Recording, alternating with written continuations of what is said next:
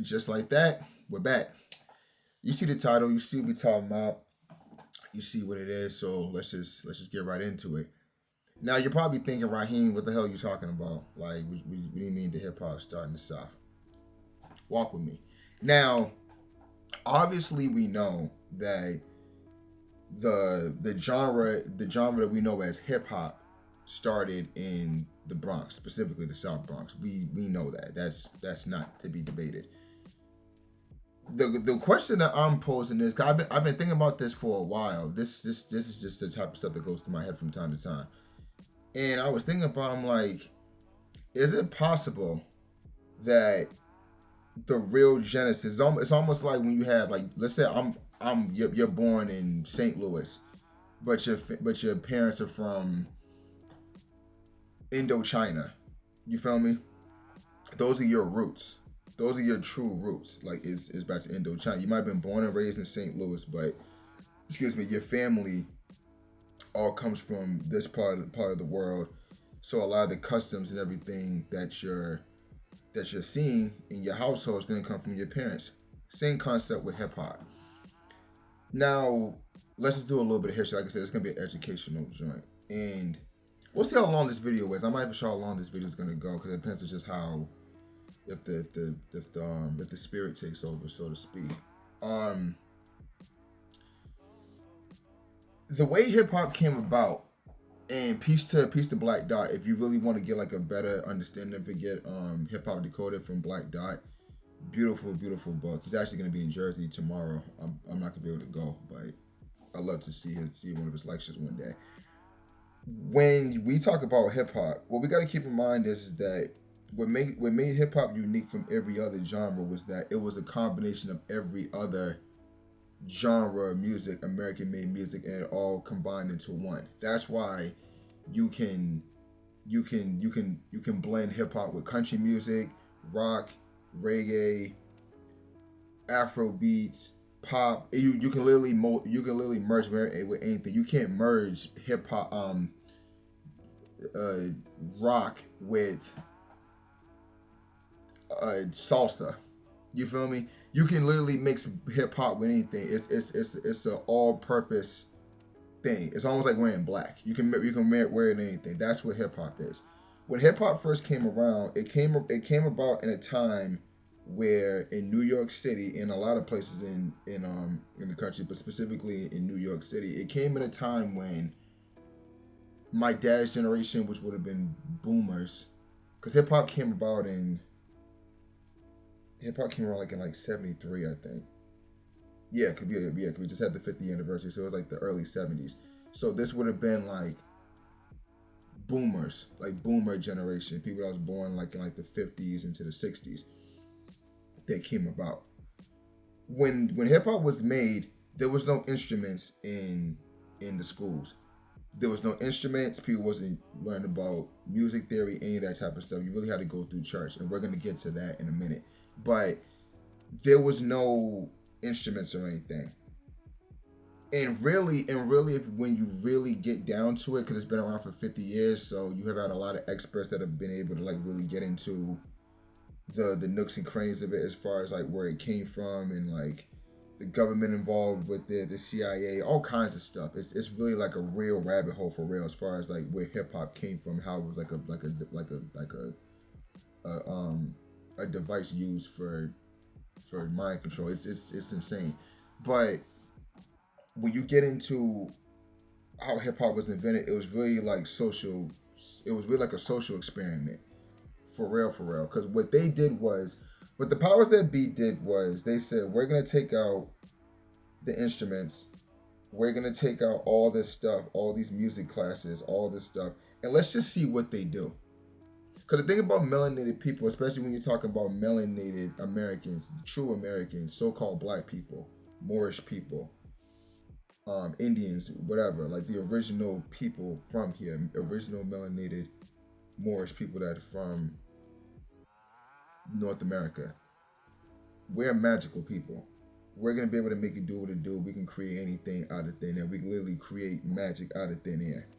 That's why even with black people, even in their ignorance, it's still genius. We can still create all types of beautiful stuff. Even like with language, like with ebonics and stuff. People will call it ebonics, but really it's the second language. It's literally coded language. That's why even somebody like me, I like to think I speak well, but at the same time, I still grew up in the neighborhood, so I still understand slang. I can still speak in code and talk around white folks, and they have no idea what I'm talking about. But I can still code switch and jump in and out whenever I want, and I have to speak perfect vernacular all the time. And that sort of that linear language, which is English, which is a bastard language. That's why even within that, black people still know how to break off the constraints and still create something out of nothing. We've been doing it with everything. Even you can have shitty off-brand groceries from the store and make gourmet shit out of shitty ass food. We've been doing it forever. They took the instruments out of the schools and they said, let's just see what they do. Let's just see what came about. And what ended up coming about was they used turntables. They was able to take turntables. They was able to take a turntable, something that was just there to play music, and turn a turntable into an instrument. And they're playing records and scratching and that sort of thing. Now, here's where the question comes in when I say, did hip hop start in the South? A lot of the early records that was being used, was being sampled, was from music that their parents were listening to. The same way how, like, my generation, people born in '90s, we was listening to what our parents were listening to, Gen X and boomers. My mom's a Gen X. My dad's like, he's technically a boomer, but really like Gen X, because he was born like literally like the end of that generation. So I grew up on stuff that Gen X and boomers was listening to, and a little bit of what their parents was listening to. So the generations just changed. And a lot of the music that they was using, what they were sampling, was coming from a lot of oldies songs. That's why even like funk, with like in Cali, with the funk, it's George Clinton and that sort of thing. And then with the samples that people was using even in New York, a lot of it was from like oldies songs, like old R&B, blues, that sort of thing, that sort of stuff. And we know that with rock and roll, before hip hop, it was rock and roll. Before rock and roll was the blues. That's where rock and roll comes from. And then rock and roll end up making pop, and then pop, out of pop was like, hip hop would come after. It was like the last one out of that lineage. Hip hop was the last. Well, we got to keep, I'm kind of hopping all over the place, so just bear with me. Keep in mind also that a lot of people from New York City, from New York City, from the boroughs, a lot of their family comes from the South. They come from the deep South. So when you look at stuff like the blues, that was started in Mississippi, the Mississippi Delta to be specific. Shout out to Sinners, because they kind of covered that a little bit. Not the hip hop. Well, the hip hop aspect too. Yeah, they did. As a matter of fact, that's what made the movie so genius, because in one of those parts in the movies where they was playing the music, you saw when they was singing, you saw different aspects going on at the same time. You had people with the congos on the drums, and then you had hip hop. You had people breakdancing, and then you had all these different forms of music, because it's all tied in together, because it's all an American made musical culture. It's all combined with each other. So the blues started in the Delta, and then stuff like rock and roll, that was also in the South. When we think about, even in hip hop, what's one of the most popular used samples of all time that we know of? Especially when it comes to the drums, and when it comes to like just sampling stuff. I'll let you know. One of the most popular ones is James Brown, The Big Payback. That's one of the most popular, familiar drums you hear. We hear that.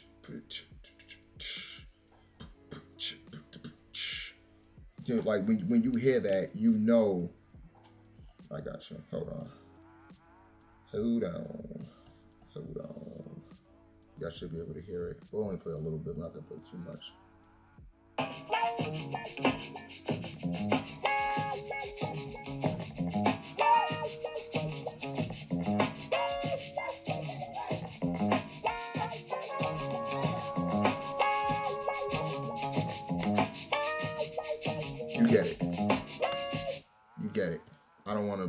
play too much because I don't want to like get this shit flagged. But that's just an example. That's one of the most popular like samples that's been used is James Brown. James Brown is from Georgia. I'm pretty sure. I don't know if he's from Atlanta, but I know he's from Georgia. He's from the South. Like I said, the blues comes from the Delta. One of the pioneers, one of the architects, you can say that he created rock and roll. Little Richard. I know for a fact he's from Macon, Georgia. I know for a fact he's from Macon. He's from Macon, Georgia. So what I'm saying is that we have so many ties to the South, not just when it comes to music, when it comes to culture, when it comes to even like with the black church. The black church was extremely prevalent in the South back in the days. It still is now, but not like the way it was back then because it was more. I don't even want to go into that, but the church is just not the same way it was. That's why you don't even see like a lot of men in there now because it's just become like a whole circus act now, especially with the different reverends and the money, and it's basically just like a racket now. So, but when it came to church back then, it was a way for it was for spirituality, it was for love, it was to find direction. But also, even when it came to the music, that's why again, even like with R&B, the R&B is not as potent as it once was back in the days because a lot of singers were going through church. I've said this so many times, but I'll say it again. Even like in my generation, like even like in the early 2000s, like you still had artists that was getting signed in the 90s and early 2000s. They still understood theory and knew how to play songs. They still knew how to like play like the piano or the keyboards or drums. Sometimes they even like the sax or the trumpet, that sort of thing. They knew how to play these different instruments and they could read music because they understood the constructing the song from the verses, hooks, pre-hooks, bridges. They knew all that sort of stuff. That's why the music sounds completely different. Because for one, a lot of R&B artists and even hip hop artists, a lot of them knew how to play instruments. That's why the sound sounds so different now. Because for one, they're not doing 3 verses. There's no pre-hooks and there's definitely no bridges. That's why a lot of the songs are shorter now because the attention span is so short. But again, hip hop, it all comes from all genres of music that preceded it specifically in the States. So it's all tied in. And another rap that I'm sure you guys have seen before. I actually got hip to this. Tariq Nasheed actually showed this years ago before it even became popular. I think Joe Rogan showed this, but we already know the original man is gonna get black people hip to stuff first. And a lot of people don't really take heed to it until the white man or the pale man tells you so. That's when people go, oh shit, that's crazy. I didn't even know that. But we have made with only 4 ingredients plus a dash of magic. We have an example. Natural bliss, unexplainably blissful. Of rappers. Jargus plays a role in my story too. Way before hip hop as we know it. So this is, I'm not trying to pronounce this, the Jubilaries. I think I'm probably pronouncing it wrong, but the Jubilaries was a Corlette gospel group, but also did hip hop before you even called it that. Before it was monetized, it was just because that's how black people are. We just do so much cool shit before it even has a name. That's why in Egypt they had to write the hieroglyphs down. Shout out to Panic, rest in peace to brother Panic. He got me hip to that too. That's why they even like in Egypt, just to digress for a second, they had to write the hieroglyphs because they knew we was gonna forget all the shit that we was doing, so they had to write it down. Cause niggas just be doing shit just on the fly that we don't even call it anything. We just do it. And then there's other people that come in and monetize what we do. So, but this is an example of some of the superior rhyming skills. A lot of rhyming he was doing. It's better than a lot of shit we hear nowadays. So let's just get into it. And they were singing, so it's kind of dope. On a wind and tide, where children stop still and listen to me. God walked down to the brandy sea. He declared that the evil was sent from man, and then he decided to destroy the land. He spoke to Noah. Noah stopped and said, Noah, I want you to build me an ark. I want you to build it 3 cubits long. I want you to build it big and strong. I want it 50 high and 50 wide, so it will stand the wind and tide. It's oh,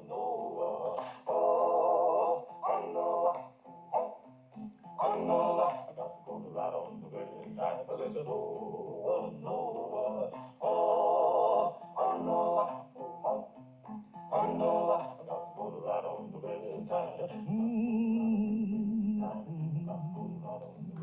Beautiful. Beautiful. No lie, I sort of want to cry. I'm about to go hold you, man. I sort of want to cry. I'm like literally like tearing up a little bit even just seeing that. We can get rid of this. Yeah, I'm literally getting teary-eyed even just seeing that, just how beautiful that sounded, just with the harmonizing and everything. It's beautiful. From Florida. Jubilaries, I think I'm probably pronouncing it wrong. Jubilaries, again, from Florida. You know, from the deep south, again, like near like Georgia, you know, like that area, that region.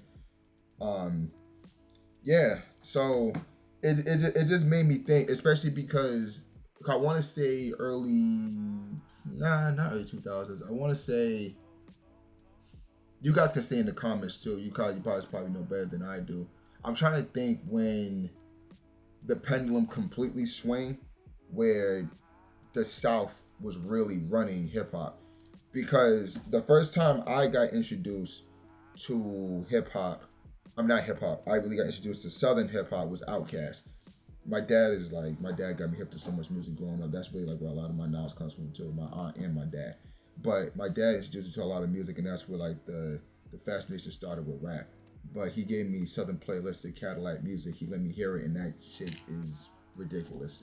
It's best album. As you can see, I got Wu-Tang Clan tatted on me, because that's like Wu-Tang's my favorite group.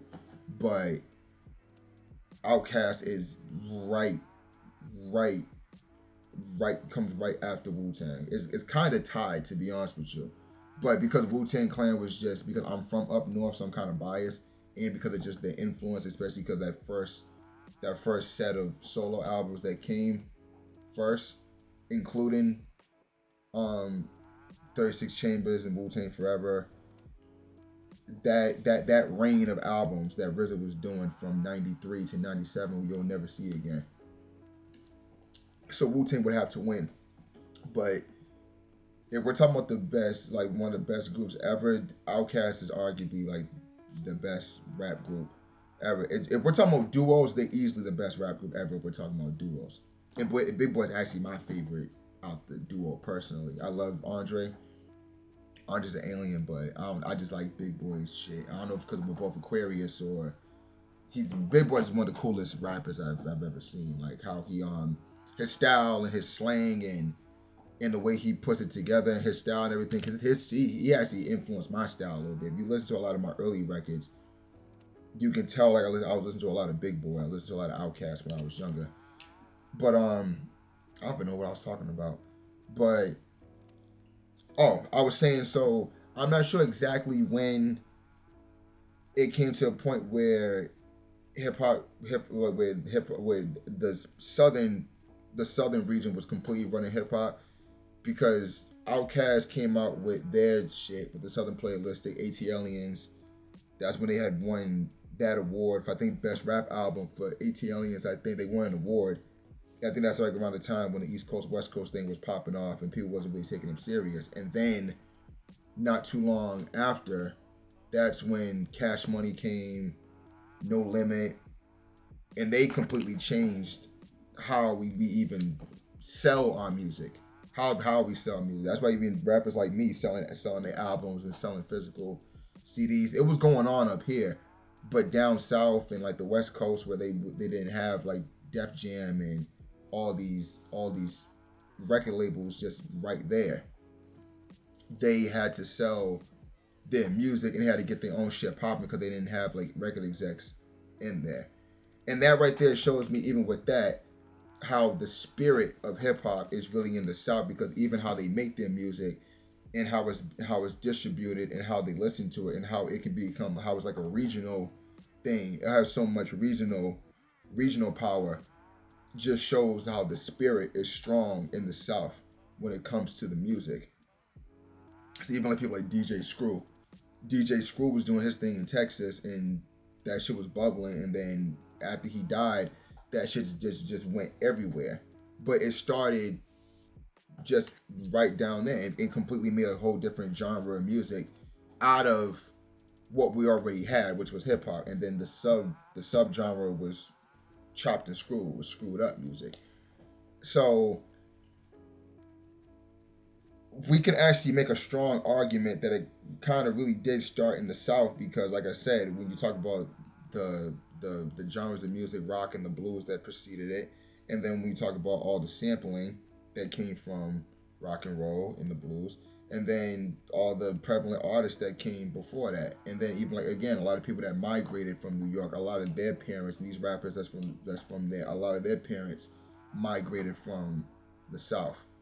Mississippi, Georgia, Louisiana, Alabama, those types of places. That's why I love the South. I love it down. I feel like I'm a country nigga at heart, for real, for real. I'm a city boy, but I love the South. I'll probably end up living in the South again at some point, for real. I love the South. But yeah, it's something that really, it's something that can really make, it's something that really makes you think. That's why I never talk shit about the South, because there's so many dope rappers from the South. I grew up on listening to UGK, rest in peace, Pimp C, 8 Ball and MJG, especially that first album, 8 Ball and MJG, Outkast, like I said, DJ Screw, Screwed Up Tapes, Ghetto Boy, Scarface. Like, this is so much. And then obviously T.I., Jeezy, you know, I grew up listening to them, Mystical. So, you know, shout out to the South, man. Shout out to the South. Like I said, I can't really get too deep into this because, like I said, I'm still getting used to, you know, doing this consistently, and you know, as I get better with this, I can probably start getting more in depth with as far as like my presentations and everything. But I want to just have like a quick discussion about this topic. I think it's interesting. I think it's fascinating how you know, beautiful black culture is, for real. I know a lot of people like to talk about black culture and how we ain't got no culture. That's a goddamn lie. This is our country, for real. You know, and I'm even though I'm Jamaican, I'm half Jamaican on my daddy's side. I have roots in North America on my mother's side with black people over here, and I had musicians all throughout my family on my mother's side, on my mother's daddy's side, like all musicians, singers, everything. So I think that's where that interest in music comes from. So it is a fact. I definitely have roots in black roots, Moorish roots in North America. So I love that. I love that about myself. And like I said, I talk a lot of shit from time to time with niggas and shit, but I love black people, man. I love my people. We got our problems, but you know, we all we got, and we're the ones that make this country what it is. If black folks was to leave today and was to go somewhere else, this country would fall over all overnight. We're the ones that's keeping this shit cracking.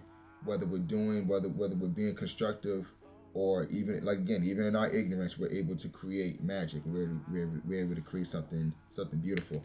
So I wanted to get y'all opinions on this. Did hip hop start in the South? You know, from a spiritual standpoint, from a cosmic standpoint, did it come from the South? When we're talking about like generations and music and just, you know, knowledge and everything that gets passed on, it's like anything else, whether it's water, plants, food, animals, whatever. Like that's gonna whatever starts here is gonna carry on to your seed, and then they carry on those genes and, you know, that sort of thing. The blues and rock and roll is clearly in the genes of hip hop. That's a fact. It's all again, that's why you can merge it with anything else, and it's a combination of everything. You are what your forefathers were. You are that. So it ain't just, you can't just look at just your parents. You look at like their parents and your family tree, and and then it puts things in perspective as far as how you think and act. And we know that through life and everything, through lifestyles, like all that stuff, energy transfers and trauma and passion, all that transfers through your seeds. So we know that that's not even a debate. So I'd love to get your opinions on this. You know, if hip hop started in the South, peace to, like I said, all my subscribers, and peace to the South, peace to artists, whether you're an artist, athlete, blue collar, white collar, you know, all my melanated folks in the South. I love y'all. I love the South, man. I'm like I said, I'm gonna be down there soon. I'm gonna take a trip out there this summer actually, to you know, to feel that southern sun on my beautiful butter pecan skin. But I'm gonna holler at y'all. Again, peace, love, and light. Like, share, subscribe. Run this run up the hype on this, and I'll see y'all soon, man. Peace, one love.